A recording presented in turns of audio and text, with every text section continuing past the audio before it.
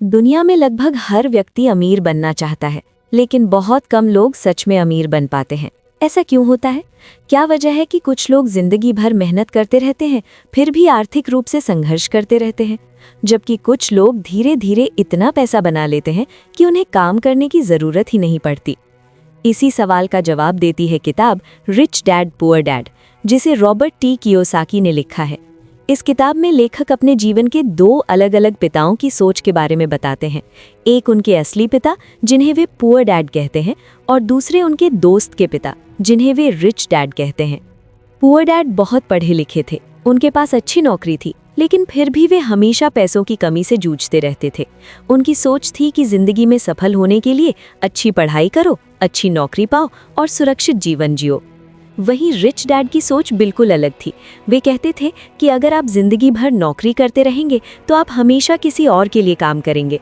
असली अमीर वही बनता है जो पैसा कमाने का सिस्टम बनाता है, ताकि पैसा उसके लिए काम करे। यहीं से लेखक को पहली बार समझ आया कि स्कूल हमें बहुत कुछ सिखाते हैं, लेकिन पैसों के बारे में सही शिक्षा नहीं देते। हम गणित, विज्ञान और इतिहास तो सीखते हैं, लेकिन ये नहीं सीखते कि पैसा कैसे कमाया जाए, कैसे बचाया जाए और कैसे बढ़ाया जाए। रिच डैड ने लेखक को एक बहुत महत्वपूर्ण बात सिखाई। अमीर लोग पैसे के लिए काम नहीं करते, बल्कि पैसा उनके लिए काम करता है। इसका मतलब है कि अमीर लोग ऐसे एसेट्स बनाते हैं जो लगातार उन्हें पैसा देते रहते हैं। अब सवाल आता है कि एसेट क्या होता है? रिच डैड के अनुसार एसेट वो चीज़ है जो आपकी जेब में पैसा डालती है। उदाहरण के लिए किराया देने वाली संपत्ति, निवेश, शेयर या कोई व्यवसाय। इसके विपरीत लायबिलिटी वो चीज़ है जो आपकी जेब से पैसा निकालती है, जैसे महंगी कार, बड़ा घर या ऐसी चीज़ें जिनका खर्च तो है लेकिन आय नहीं। किताब में बताया गया है कि गरीब और मध्यम वर्ग अक्सर अपनी कमाई का बड़ा हिस्सा लायबिलिटीज़ पर खर्च कर देते हैं। वे सोचते हैं कि महंगी चीज़ें खरीदना ही अमीर बनने की निशानी है, लेकिन अमीर लोग पहले एसेट्स बनाते हैं। जब उनके एसेट से लगातार आय आने लगती है, तभी वे अपनी इच्छाओं पर पैसा खर्च करते हैं। इस किताब का एक और महत्वपूर्ण सबक है फाइनेंशियल एजुकेशन।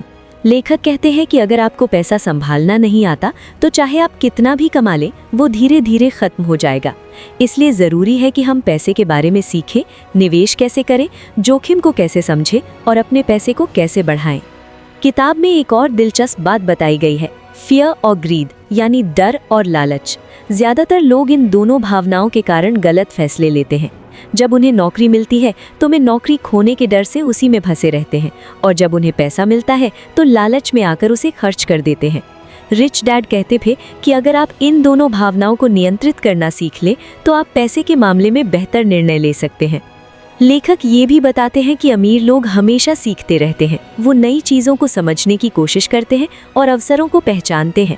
इसके विपरीत बहुत से लोग सिर्फ इसलिए अवसर खो देते हैं क्योंकि उन्हें डर होता है कि कहीं नुकसान न हो जाए।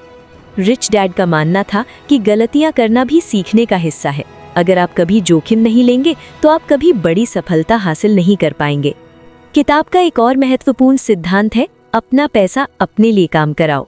अगर आप सिर्फ नौकरी से मिलने वाली सैलरी पर निर्भर रहेंगे तो आपकी आय सीमित रहेगी, लेकिन अगर आप निवेश और एसेट्स बनाना शुरू कर देंगे तो समय के साथ आपकी आय बढ़ती जाएगी और आपकी आर्थिक स्थिति मजबूत होती जाएगी। धीरे धीरे आपके एसेट्स इतने मजबूत हो सकते हैं कि आपको काम करने की जरूरत ही ना पड़े। यही असली फाइनेंशियल फ्रीडम है। इस किताब का सबसे बड़ा संदेश ये है कि अमीर बनने के लिए सिर्फ ज्यादा पैसा कमाना जरूरी नहीं है, बल्कि पैसे को सही तरीके से संभालना और बढ़ाना ज्यादा जरूरी है। अगर आप अपनी कमाई का एक हिस्सा लगातार एसेट्स बनाने में लगाते हैं तो समय के साथ आपका पैसा बढ़ता जाएगा और आपकी आर्थिक स्थिति मजबूत होती जाएगी। इसी वजह से रिच डैड पुअर डैड को पर्सनल फाइनेंस की दुनिया की सबसे प्रभावशाली किताबों में गिना जाता है। ये किताब हमें सिखाती है कि अगर हम अपनी सोच बदल लें और पैसे के बारे में सही शिक्षा हासिल करें तो हम भी धीरे धीरे आर्थिक स्वतंत्रता की ओर बढ़ सकते हैं।